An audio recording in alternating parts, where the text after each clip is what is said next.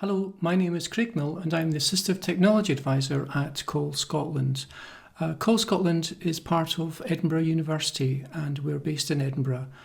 So for this video presentation, I'd like to tell you a bit about some of the resources that we've been developing, in particular some of the guides, the posters, infographics, wheels of apps that have been very popular.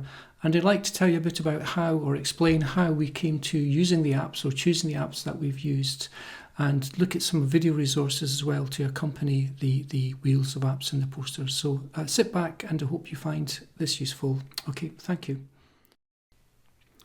So to start, I'd first of all like to give you a bit of background of Call Scotland. CALL stands for Communication, Access, Literacy and Learning, and we are a team of 10. A mix of engineers, speech and language therapists, teachers and administrators, and we cover the whole of Scotland, advising on how technology can support learners with a range of additional support needs. There is a huge amount of information and resources on the CALL website, but for this presentation, I would like to signpost you to some of our more popular resources, which are our illustrated posters that focus on a variety of built-in tools for different devices. I suppose you can call them infographics. And of course, not forgetting our wheel of apps, which are very popular. There are also accompanying videos, which I will highlight later. So this is a page to some of the downloads, and here's the link. And you can see the breadcrumb trail here. In relation to the iPad guides, which are by far the most popular downloads, I would like to give you some context behind why we started collating the apps. Not long after iPads were first released, I think it was back in 2010, and the App Store was gaining in popularity, there was lots of lists of apps started appearing and circulating on email lists and forums. And while the lists were initially helpful to discern from the thousands of apps that were appearing on the App Store, at Call we felt we needed something more than just a bunch of endless list of apps. So in 2012, we published a 176-page book called iPads for Communication, Access, Literacy and Learning, which rather than offer just a list of apps, contextualised the use of apps in teaching and learning and identified specific additional support needs, such as communication support, literacy, visual impairment, as well as a range of iPad accessories, cases, pointer devices, and the built-in tools, which were quite limited compared to today. Of course, the danger of writing an iPad book is that when the next iOS update is released, the book quickly becomes outdated. But despite my efforts of releasing an updated book in 2014 to reflect iOS 7, it also quickly became outdated. Being a small team with so many other responsibilities, it became impossible to regularly update the book. So my colleague Alan Wilson devised the first poster, A Wheel of Apps, which was iPad apps for learners with dyslexia. Apps were categorised into different areas of support needs: reading, writing, memory, organisation, and then subcategorised into specific apps for different tasks: word processing, text-to-speech, talking books, etc. Most of the apps at the time were included because they were developed by assistive software developers who had a long tradition of developing Windows and to some extent Mac support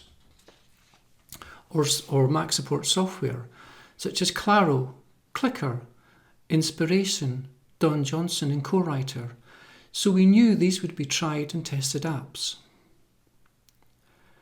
But there was also a new generation of apps by new developers, unheard of before now. So most of our decision making was based on feedback from other users.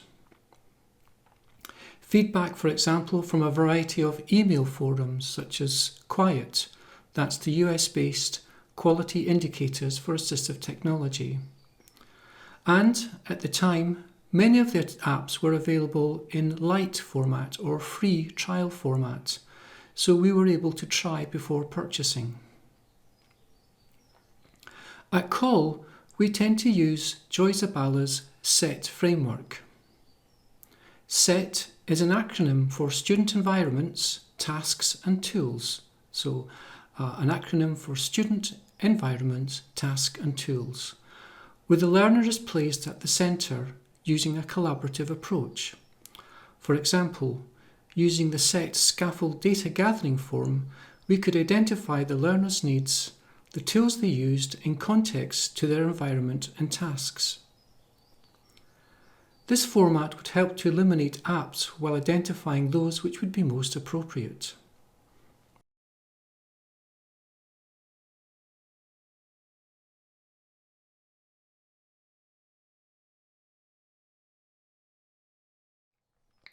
I also tend to use a couple of app evaluation rubrics to decide the relevance of an app. These ones here in particular were released by the Edinburgh digital team quite a few years ago. There are two, one for subject-specific apps and the other for content creation. But also if you were to do a quick online search for app evaluation rubrics, there are many others. With the amazing success of the Dyslexia Wheel of Apps, thousands and thousands of downloads in the first week with positive feedback, it made sense to continue with this format rather than attempting to continually update the iPad book. I then started to create a series of how-to guides, infographics, with the focus being on the accessible built-in tools. So there are iPad guides to support dyslexia, visual impairment, physical difficulties, as well as some of the pre-installed apps such as Notes.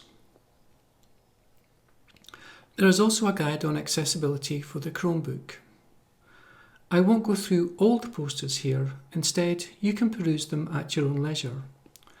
But I would like to draw your attention to a couple of longer guides I've created under the book section. The first is What's New in iOS 11? Now, I realise it's very dated, but when iOS 11 was released, they also released some really good new features added to accessibility, so it's worth a read.